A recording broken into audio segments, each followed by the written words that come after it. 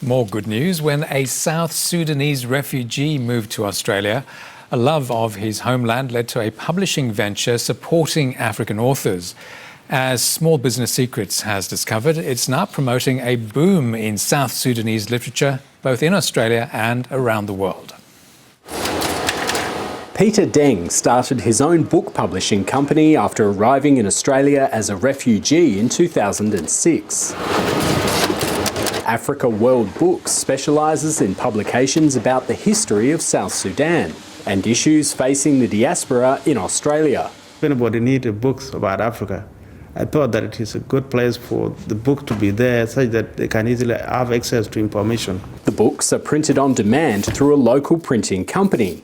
Then, from his office in Perth, Peter sends them to readers around the world. Australian people may want to know about South Sudanese cultures and the traditions, so that's why these books are good for service providers. Australian people are good people, but they don't know who we are.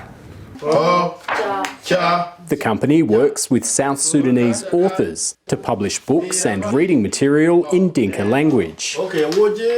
We got many Dinka community in Australia, and all our young children, they are having the problem of learning our languages. Selling on demand through Amazon and internet book sites, Africa World Books has become a primary source for South Sudanese literature around the world. A couple of months ago, I was trying to find some good Dinka language learning material, and I contacted South Sudanese specialists all over the world, eventually getting in touch with a senior professor at Yale University. He said, "Oh, there's a guy in Australia.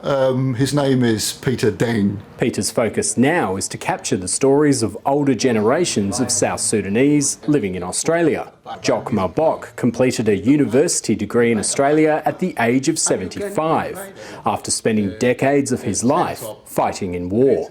Southern Sudan lost 2.5 million lives in order to achieve independence. We did not achieve it for nothing. Now I'm free. We can write anything. A traditionally oral society, Africa World Books continues a booming literary culture among South Sudanese. That is the difference between Africa World Book and other companies, because also those small booklets, who else could do them? But we did it as a part of community service and to encourage this oral society. Taking a page from history to build a brighter future. FERNANDE, SBS World News. And you can watch more on Small Business Secrets tomorrow on SBS at 7 a.m. and 5 p.m. And of course online, just click on the Small Business Secrets tab on the SBS World News website or at SBS On Demand.